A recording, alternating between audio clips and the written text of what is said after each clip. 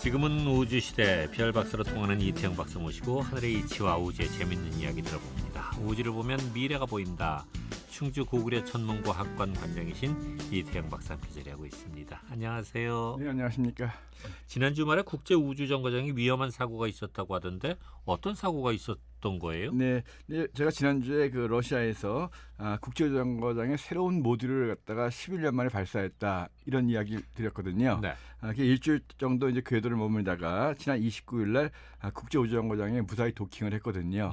도킹을 했는데 한 서너 시간 지난 다음에 갑자기 그 모듈에서 엔진 점화가 된 거예요. 그러니까 갑자기 이 국제정거장 자체가 흔들린 거죠. 예. 그러니까 그래서 각도가 비틀어지면서 상당히 타고 있던 우주인들이 깜짝 놀라면서 네. 잘못하면 이제 궤도를 벗어날 수도 있었기 때문에 예. 그래서 이제 결국은 서너 시간 만에 이제 원격으로 조절해가지고 다른 쪽에서 이제 역점화 시켜가지고 네. 그걸 이제 결국은 문제를 해결했다라고 하는데 갑자기 이 여기저기서 이제 엔진이 점화가 되면 예. 위치를 벗어날 수 있으니까. 그렇죠. 그래서 전혀 예기치 못했던 상황이 일어났기 때문에 굉장히 우주인들이 긴장을 했다. 그래서 이제 그 원인을 갖다가 분석하고 있는데 왜 갑자기 이 러시아 모듈에서 엔진이 점화가 됐는지 예. 정확한 원인은 나오지 않았지만 그래서 굉장히 위험한 상황이었다 이런 얘기가 나왔습니다. 어휴, 국제우주정거장에 우주인들이 있었잖아요. 현재 7명이 타고 있거든요. 어허. 미국인 3명하고 러시아인 2명, 프랑스인 네. 하나, 그다음에 일본인 1명, 7명이 타고 있는데 예. 갑자기 이 국제정거장이 흔들리면서 그 사람들 얼마나 겁이 났을까. 그렇죠. 그래서 우리가 영화에서 보면 뭐 이제 잘못해가지고 폭발하는 장면 나오고 하는데 예. 아주 위험한 상황이었다고 합니다. 예. 네네. 아무튼 이번 사고의 원인이 됐던 러시아의 그 모듈이 도킹 과정에서도 몇 차례 문제가 있었던 거 아닌가요? 예, 그렇습니다. 그래서 사실은 이 발사가 됐을 때도 이 궤도에 올라가가지고 처음부터 원하는 목표 궤도까지 오르지 못한 거예요. 예. 연소가 잘못돼가지고 그래서 2차 추진까지 해가면서 억지로 이제 국제우주정거장에 도착을 했는데 예. 도킹도 원래는 자동으로 원격 도킹이 돼야 되는데 네. 그것도 안 되는 바람에 어허. 또 러시아 우주인들이 수동으로 예. 조절해가지고 겨우 도킹을 시켰다라고 하거든요. 예. 그래서 아마 이 러시아가 거의 11년 만에 모듈을 올리다 보니까 혹시 예산적인 문제인지 제대로 점검이 안 된 것 같다 이런 얘기도 나오고 예. 그리고 이번 사태로 인해서 원래는 이제 이 국제우주정거장에 새로운 나사에서 이제 우주선을 보내려고 그랬는데 예. 이런 것들이 다 혹시 그 재점화 과정에서 예.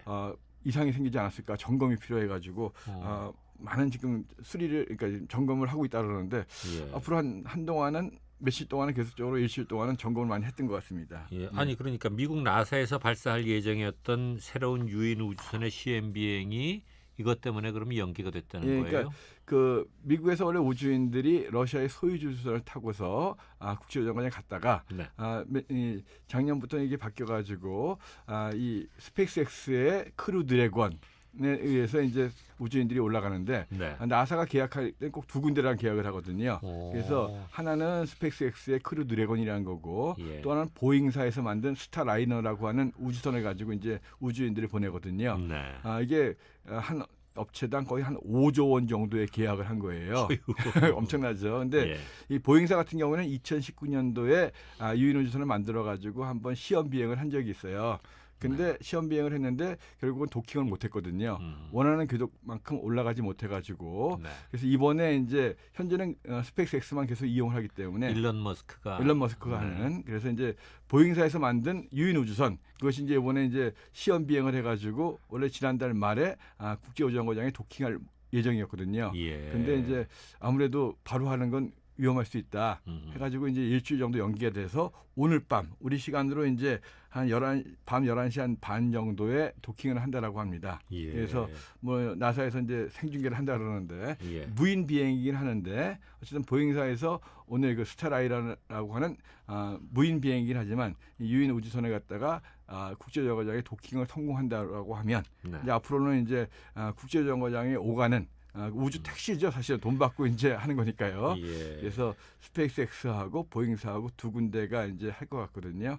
근데 일주일 연기가 됐는데 모르겠습니다. 지난 2년 전에 실패를 했던 거기 때문에 예. 오늘 무사히 오늘 밤에 나사의 이 보잉사에서 만든 스타라이너 이 나사의 5조 원의 돈을 받고서 이제 만든 건데 네. 무사히 국제정거장에 도킹하기 바라겠습니다. 예, 아무튼 뭐 유인 우주선은 정말 만전을 기해야 하는 것이니까. 그렇죠. 그래서 예. 이제 마네킹을 싣고 가고 예. 다 나중에 이제 결국 사람이 탈출 실험도 하고 예. 그래서 모든 게 이제 확정된 다음에 사람이 타는 거거든요. 예. 그래서 이 보잉사 같은 경우에는 탈출 실험도 성공을 했고 음. 다 했는데 결국은 아직 국제정거장에 가지는 못했어요. 그래서 그러니까 오늘 밤에 이제 도킹을 해야. 해서 이제 다시 무사히 지구로 돌아오는 것까지 해야지 이제 그렇군요. 됩니다. 근데 예. 2년 전에 할 때는 발사는 성공을 했는데 궤도를 못 올려가지고 도킹을 못했었습니다. 예.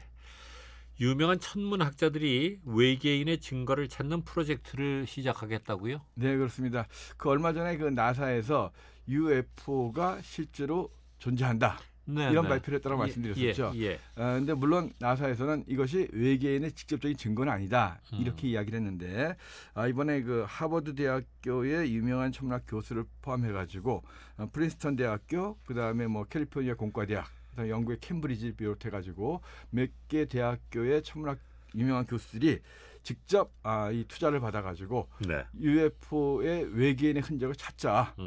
해가지고 이제 그런 갈릴레오라고 하는 프로젝트를 시작했다고 합니다. 네. 그래서 현재 한 20억 정도의 민간 이 투자 기부금을 받았다 그러는데 네.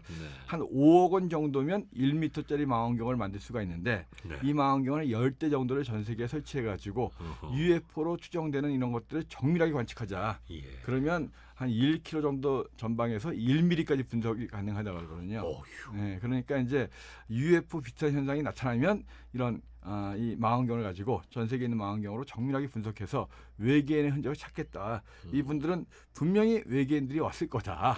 왜냐하면 지구와 같은 고등 문명체가 분명히 있을 거고 네. 우리 은하계 내에만 지구와 같은 행성이 수십억 개가 있는데 예. 그리고 우주의 나이가 138억 년인데 과연 인간보다 더한 고등생명체가 없겠느냐. 예. 그리고 분명하게 왔을 테니까 이것을 갖다가 정확하게 입증하기 위해서는 그런 장비들이 필요하다. 기부해 주십시오라고 해가지고 예. 현재 20억 기부를 받았다고 하는데 오. 5억짜리 망원경을 갖다가 10대를 설치하고 운영하려고 그러면 최소한 뭐 한 100억 이상은 모아야 되겠죠. 근데 이제 민간 개인 기부를 통해서 이렇게 프로젝트를 한다라고 합니다. 그래서 이런 거에 궁금해하시는 분들이 굉장히 많은 것 같아요. 그렇죠. 예, 그래서 세티 프로그램하고 예. 또 다른 거죠. 그렇죠. 이제 세티 같은 경우에는 UFO를 찾는 게 아니라 외계에서 들어오는 생명체. 외계 생명체 신호를 찾는 건데 그거는 이제 러시아에 있는 러시아 출신의 이제 그 사업가가 1년에 한 1,000억 원씩 계속 대고 있어요. 어이구. 그래서 예. 모르겠습니다. 하여튼간에 정말 궁금하긴 합니다. 그럼요. 예, 외계인이 정말 존재하는가? 지구에 왔을까? 이번 프로젝트에도 좀 많은 지원이 예, 있었으면 근데 이제 좋겠습니다. 어쨌든 간에 그 하버드 대학교 뭐 캘리포니아 공과대학, 뭐 캠브리지 대학교 유명한 대학 교수들이 움직이니까 예. 많은 일반인들이나 언론에서도 정말 있을까 하면서 관심을 가지고 또 기부금을 많이 또 이제 모집을 하는 것 같습니다. 예. 네. 목성의 가장 큰 위성 대기에서 수증기가 발견된다는 소식이 있던데 이거 네. 어떤 위성입니까? 태양계에서 가장 큰 위성, 지구엔 달이 있죠. 네.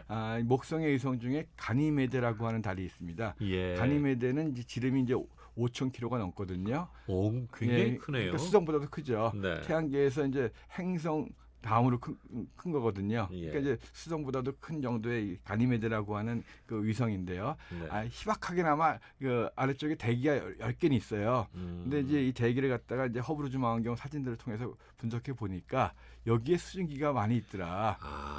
왜냐하면 이제 온도가 낮에는 해가 비칠 때는 뭐 그래도 한 영하 한 100도 정도밖에 안 되고 네. 물론 이제 어두워질 때는 영하 200도 이하 내려가긴 하지만 그 낮과 밤이 이 교차할 때 네. 표면에 얼어붙었던 곳에서 뭔가가 증발돼가지고 예. 수증기가 있는 것 같다. 그래서 원래는 이 자외선 망원경으로 이제 쭉 관찰을 또 하고 그랬는데 여기에서 산소 원자를 찾으려고 했는데 산소 원자가 없더라. 보통 보면 지구 상층 대기에 보면 햇빛의 자외선에 의해서 네. 산소가 분해돼가지고 산소 원자가 많이 있거든요. 예. 그런 걸 찾으려고 했는데 오히려 수증기가 발견됐더라. 그래서 이 목성에 보통 위성에는 대기가 거의 없거든요. 네. 그래서 희박하게나마 대기가 있는데 그 중에 수증기가 꽤 많이 있더라. 그러면 지구 말고도 다른 곳에도 물이라든가 수증기가 굉장히 많을 거 아니겠느냐. 네. 그래서 그렇다면 역시 또 항상 이야기 나오는 게 물이라든가 수증기가 많다라고 하는 것은 결국은 생명체가 존재할 가능성도 있다. 그러니까 물이 생명체 존재의 기본 요건이니까. 물 중에서도 물이 이제 액체 상태로 존재했을 경우에 이제 생명체의 가장 기본적인 요건인데, 왜냐하면 생명이 존재하려면 뭔가 이제 유기 물질들을 갖다가 분해하고 네. 뭐 해야 되는데 물만큼 좋은 용매가 없다. 그래서 전 우주에 풍부하면서 모든 물질을 녹일 수 있는 것이 물이 가장 대표적인 거기 때문에 예. 그래서 하여튼 목성의 위성 대기에도 수증기가 많이 있더라. 그렇게 이제 또 발표가 나왔습니다. 하여튼 뭔가 물 흔적이 있으면 무조건 그것은 열심히 관찰하게 되는 거죠. 예, 그렇습니다. 예. 달 표면에도 서리가 내린다는 연구 결과가 있네요. 저도 이건 보고 깜짝 놀랐습니다. 서리가 내리려면 기본적으로 이제 뭔가 공기가 있고 수증기가 있고, 예. 그죠? 그리고 이제 달 같은 경우에는 햇빛이 비치는 곳에서는 뭐 온도가 정말 한 200도 가까이 올라가요. 근데 네. 밤에는 또 역시 여기도 한 100도 가까이 내려가고 너무 뜨겁고 덥기 때문에 물이 존재하더라도 이 암석 형태의, 그러니까 토양 속에 스며 있는 거 이외에는 없을 것이다. 네. 그리고 이 달의 남극과 북극에 해가 비치지 않는 영구 동토에서만 얼음 형태 존재할 것이다. 이렇게 이제 판단이 됐는데, 이번에 이제 나온 연구 결과에 의하면 해가 비치는 쪽에서도 이 수분의 함량이, 토양의 수분의 함량이 늘었다 줄었다 한다는 거예요. 예. 그러면 그러면 이상하다. 바위 속에 수분이 있다라고 한다면 낮이나 밤이나 수분의 함량이 비슷해야 되는데 이게 낮에는 조금 늘어났다가 그러니까 낮에는 줄어들었다 밤에 늘어났다 하는 것은 결국은 뭔가 수증기가 옮겨가면서 어는 것이 아니겠느냐. 그래가지고 이제 결국은 컴퓨터로 시뮬레이션 해보니까 네. 이 달에도 희박하게나마 이제 그 물들이 녹았다 얼었다 해가지고 이 햇빛이 비치면 그림자가 지겠죠. 예. 그림자를 따라서 이 수증기들이 이동하면서 서리가 맺힌다. 그래서 어두운 부분에는 이 달 표면에 서리가 내리는 그런 것들을 컴퓨터 시뮬레이션을 통해서 이제 확인했다, 이런 뉴스거든요. 그래서 나중에 달기지 만들면 이것이 식수원도 될 수 있지 그렇죠. 않을까? 그래가지고 원래는 달이 햇빛이 비치지 않는 어두운 그 남극 지역의 동토에다가 기지를 만들었어야 된다라고 생각했는데 이런 식으로 이제 서리가 내린다는 것이 확인된다면 뭐 햇빛이 비치는 곳에다가 기지를 만들면 태양 전지판을 이용해서 전기도 쓸 수 있으니까 그래서 훨씬 더 나을 수 있는데, 아무튼 이것이 이제 8월 2일자 이제 연구 논문으로 나온 거거든요. 그래서 달에도 서리가 내리는구나. 이번 주가 이제 입추잖아요. 이제 가을이 오고 이제 가을이 오면 서리도 내릴 건데 달에도 서리가 내린다. 그래서 재밌는 연구 결과였습니다. 알겠습니다.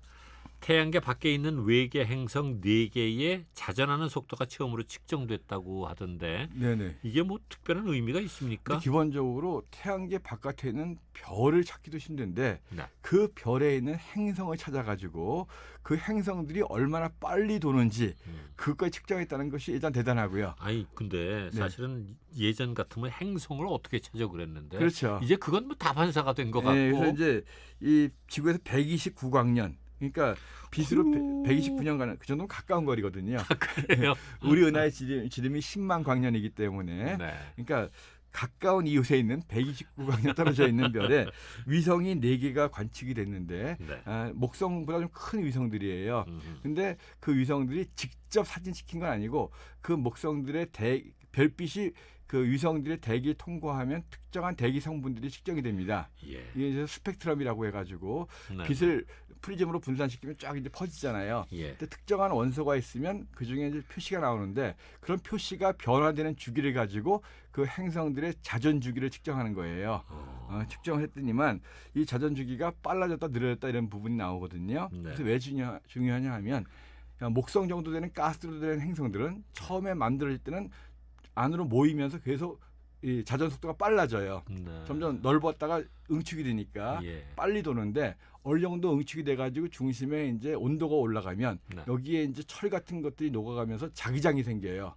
자기장이 생기면 이제 이 응축을 좀 느리게 하거든요. 네, 네. 자전을 좀 느리게 하고 예. 그러다가 이제 더 이상 빨아들일 게 없으면 음. 안정이 되면 그다음에 다시 또 빨라지거든요. 네. 그래서 이번에 그걸 통해 가지고 행성들이 만들어지는 과정을 자전 속도를 가지고 이제 측정을 하는 거거든요. 예. 그래서 했더니만 목성이 한 10시간이 한 바퀴 도는데 네. 이 행성들은 빠른 것은 3시간, 예. 느린 것은 한 24시간 어. 하면서 이제 크기에 따라서 예. 이제 회전 속도가 좀 달라지더라. 예. 근데 크기가 작을수록 자기장이 좀 약하기 때문에 좀 더 빨리 돌더라. 뭐 이런 부분들. 그래서 우리가 태양계 바깥에는 다른 행성들은 거의 본 적이 없는데 네. 태양계 바깥에 있는 다른 행성들이 어떻게 우주 가스에서 만들어지고 네. 그러면서 어떻게 회전하고 하는 부분들. 자, 이런 것들을 알아낸다는 거예요. 천문학 얘기 듣다 보면 참 대단하다 싶기도 한데 그렇게 대단함에도 불구하고 아직도 모르는 게 너무나 많다는 게 또 놀라운 사실이에요. 그렇죠. 사실 뭐 지구보다 100만 배 큰 게 태양이고 태양 같은 게 1000억 개 이상 모여 있는 게 은하고 아유. 그러니까 지구보다 100만 배 큰 태양, 그 태양보다 100만 분의 1밖에 안 되는 지구에서 네. 이 넓은 우주를 갖다가 가보지도 않고 단순하게 빛이라든가 예. 그나마 이제는 중력파라는 걸 통해서 조금 더 알게 됐지만 네. 그러니까 정말 코끼리 다리 짚어가면서 장님이 코끼리 아는 것보다 네. 더 힘든 거죠. 네. 그래요. 자, 이제 마지막으로 짧게 네네. 최근 우주 관광이 성공하면서 우주 관광 개발이 본격적으로 추진되고 있는데 이 우주 관광이 지구 기후 변화에 나쁜 영향을 줄 수 있다고요? 예, 그러니까 사실은 뭐 우주 관광하는데 1시간 정도밖에 안 걸린다 그랬잖아요. 네. 실제로 올라갔다 내려오는 뭐 10분 남짓밖에 안 걸리고요. 네. 근데 이것이 앞으로 많아질 것이다. 음. 근데 이걸 10분 남짓하게 갔다 오는 동안에 그 대기 오염시키는 것이 뭐 미국까지 갔다 오는 큰 뭐 열 몇 시간 비행하는 것만큼의 오염을 준다. 근데 문제는 뭐냐면 지금은 우주 비행이 얼마 안 되지만 네. 앞으로 굉장히 많아질 것 같다. 그리고 현재 제트기 같은 경우에는 구름이 있는 대리권만 오염시키지만 네. 이 우주 관광이라고 하는 것은 그 위에 있는 성층권이라든가 그 예. 위에 있는 중간권, 오존층 같은 것들을 오염시키면서 아하. 막을 수도 있다. 그래서 이렇게 우주 관광이 일상화되고 하루에 뭐 10번 이상씩 계속 비행을 하게 된다면 또 이 지구 기후에도 굉장히 영향을 줄 것이다.